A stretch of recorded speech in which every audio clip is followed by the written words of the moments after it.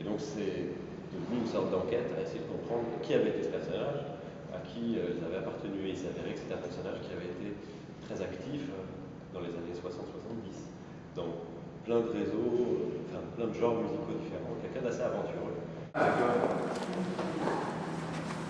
Est-ce qu'on peut contacter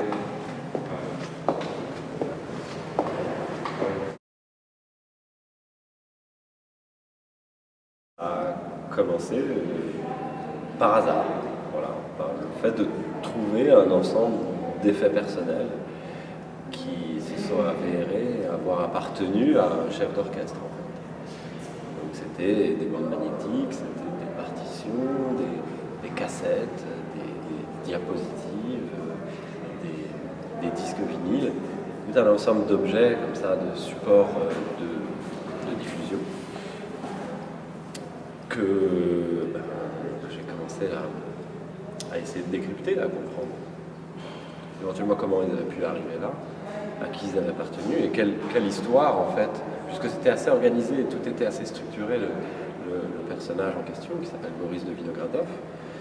J'ai assez vite compris qui était ce personnage, était très méthodique en fait dans l'archivage. Donc d'une certaine manière il avait pas mal facilité le travail.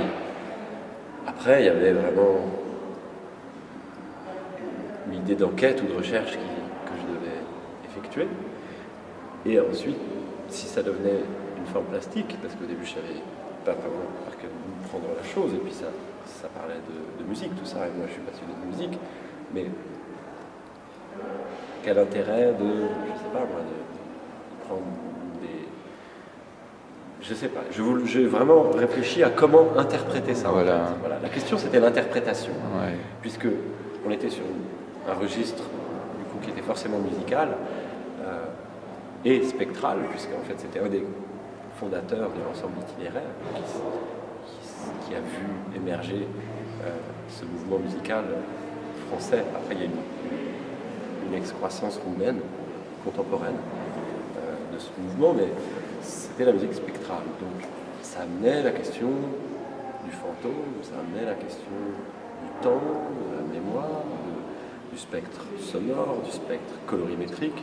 Et du coup, ça me donnait un ensemble de possibilités, mais dans lequel assez vite j'ai choisi de ne pas privilégier la piste documentaire parce que je voulais avoir la liberté justement de l'interpréter, de vraiment la fictionner, puisque ce qui m'amenait à ça aussi par la force des choses était que c'était des fragments, c'était très parcellaire en fait. Alors, comment combler ces vides et ces vides, je me suis dit que la possibilité était de passer par la fiction en fait. Donc moi de prendre une vraie liberté par rapport à la manière de raconter cette histoire. Voilà. C'est très littéraire en fait comme approche. Ouais, Avec évidemment l'idée de parler d'une période, une période de la musique, mais qui est vraiment charnière parce que c'est la période, finalement les années 60-70, c'est le moment où il y a les machines qui rentrent l'idée de les donner à des musiciens assez vite s'est présentée, quoi, de donner les partitions, à jouer, à penser comment faire vivre cette musique aujourd'hui, qu'est-ce qui pouvait en rester comme héritage qui était utile pour des musiciens. Du coup je l'ai donné à une série de musiciens, je leur ai donné des éléments de ces archives qu'ils ont eux-mêmes interprétés. C'est ce qui fait la matière d'une cassette, qui est une édition limitée qui accompagne l'exposition aussi, avec le livre. Ce que je trouvais en fait très touchant, c'est qu'il y avait des lettres à sa mère quand il est en train d'enregistrer avec Berriot aux États-Unis. Il y avait vraiment une dimension de l'intime en fait dans les documents. Et ça, c'était très... Voilà, il y avait j'ai eu... C'est comme si je cherchais absolument à comprendre qui était ce personnage, donc c'est assez étrange. Ça veut dire, il y a vraiment justement une histoire sur le spectre, et l'actualisation d'un personnage. qu'est-ce qu'il peut me faire dire, qu'est-ce que je peux lui faire dire, qu'est-ce que je peux dire de cette histoire en fait. Et je savais, comme c'est les années 70, et, 70 et 60, c'est aussi le moment de mon enfance. Donc il y avait ce rapport à la mémoire et à l'érosion de cette mémoire, puisque tous les supports, la plupart du temps, je ne pouvais pas les lire parce que je ne sais pas, moi j'avais pas de Revox chez moi, de magnétophone à bande, ou j'avais plus de lecteur de cassette, ou plus de platine vinyle. Il y avait vraiment une question d'obsolescence technologique et de comment accéder à un moment d'une histoire en fait, qui correspond aussi à mon histoire, mais qui a 30, 40 ans quasiment.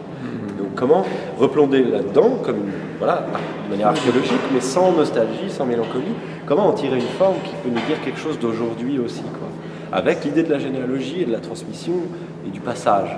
Voilà. Une des fonctions aujourd'hui de l'art serait justement de réactualiser ces formes du passé, de les revisiter. Ouais. C'est une des fonctions, ouais, probablement, parce que après c'est délicat parce que je veux dire la question de l'archive, est-ce que plastiquement c'est nécessairement intéressant les archives? Je suis pas sûr. Et c'est pour ça que j'ai privilégié vraiment l'interprétation, c'est-à-dire de ne pas présenter les archives en question telles quelles elles le sont, mais elles sont partiellement visibles, on n'y accède pas vraiment, et ce qu'on voit en sont des impressions, mais même littéralement, puisque la sérigraphie c'est de l'impression, en sont des interprétations, en sont une relecture en fait. Donc c'était ce qui me permettait à moi de ne pas être dans cette chose qui peut avoir un caractère un peu, comment dire, mortuaire, morbide, de juste présenter une chose du passé et de l'instrumentaliser maintenant. Là, je voulais qu'elle me serve de prétexte, si vous voulez, plastique vraiment, mais qu'elle m'oblige à générer des formes. Parce que pour moi, l'art, c'est créer des formes, c'est trouver des formes plastiques. Comment est-ce qu'on transmet les choses? Comment est-ce que nous, on transmet votre travail? Mais je pense que tout travail à partir d'archives, tout travail documentaire recèle une part de fiction et de subjectivité, parce que je veux dire, à partir du moment, si on fait un documentaire sur, je sais pas, n'importe qui, Pierre Schaeffer, ou Xenakis ou quoi, ou alors sur la maison de la radio, on va décider de mettre en place un récit, et c'est un choix subjectif, littéraire. Voilà, je vais raconter, je vais prendre le personnage par tel biais. Déjà, c'est une entreprise subjective. Moi, je pense que l'archive a beaucoup à voir avec la fiction, en réalité, puisque c'est vraiment la question de qui écrit l'histoire à partir des archives. Je veux dire, comment on peut savoir, en fait, comment c'était à cette période-là? On peut reconstituer un certain nombre d'éléments, on peut recontextualiser au maximum sur autant sur les champs politiques à tous les niveaux, mais en même temps, au moment où on est en train de faire le choix de le montrer ou de le dire de telle ou telle manière, de le raconter de telle ou telle manière, on fait des choix, on fait tout le temps des choix. Mais c'est important parce que c'est là que ça prend sens, c'est là qu'une chose prend sens, et on est quand même vite dans une accumulation parfois d'archives qui ne restent jamais que des archives, qui ne se dépassent jamais, et qui donc on accumule, et on a très peur de ça aussi. On va toujours garder une trace d'une chose, mais qui ne reste jamais qu'une trace. Et donc c'est à travers la fiction, à travers le point de vue subjectif, cette chose-là continue à exister et prend sens. Et du coup, vraiment, c'est vraiment une position que tout le monde n'a pas. Oui, bien sûr. Il y a l'idée de l'archive morte et de l'archive vivante, en fait. Et je voulais absolument pas tomber dans l'écueil d'une archive morte et d'une fascination. Alors là, pour le coup, on revient, c'est ça que je disais tout à l'heure, sur le morbide, quoi. Une archive morte, elle peut plus rien avoir à dire, en fait. Et du coup, ça dépend qu'est-ce qu'on veut lui faire dire. Du coup, l'art de la subjectivité, évidemment, et pour moi assez vite du côté de la fiction, d'une certaine manière. C'est très pour eux. Mais c'est aussi comment ça débouche sur beaucoup de choses, comment on se raconte aussi par rapport à nos propres archives. Bien sûr. Bien sûr, comment elles ont un sens, on leur redonne sens. Et c'est là que les choses, pour moi, éclatent et vivent vraiment, et continuent à se démultiplier, à prendre d'autres sens, etc. C'est ça. Et en fait, je dois dire, là, je ne fais pas tellement état de toute la dimension, disons, intime Parce qu'il y a du un personnage. écho aussi, oui, Mais d'accord, oui. il y a cette dimension intime et la dimension historique, en fait. Et je savais que je voulais avoir placé le curseur à différents endroits entre ces deux champs, quoi.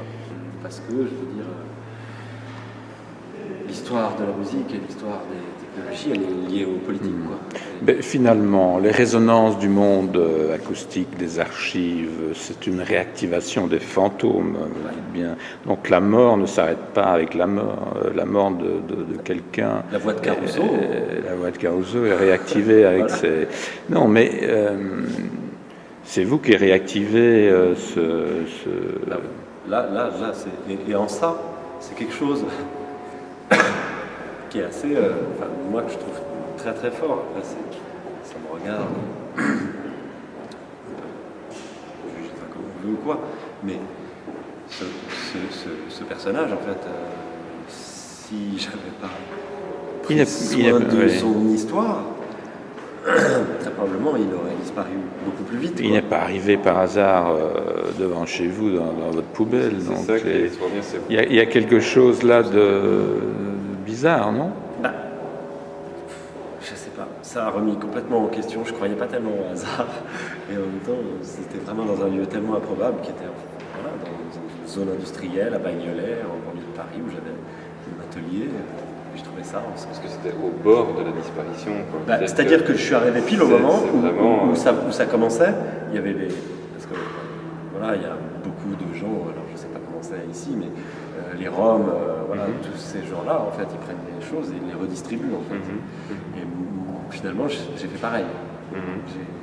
Ils en ont pris, j'en ai pris, j'ai pas pu tout prendre parce qu'il y avait beaucoup, et puis il se mettait à pleuvoir. Donc je les ai aussi sauvés des eaux, ces archives, comme dirait Luc Ferrari, qui est un musicien que j'adore, c'est là aussi. Qui fait des entretiens aussi. Ouais, bien sûr.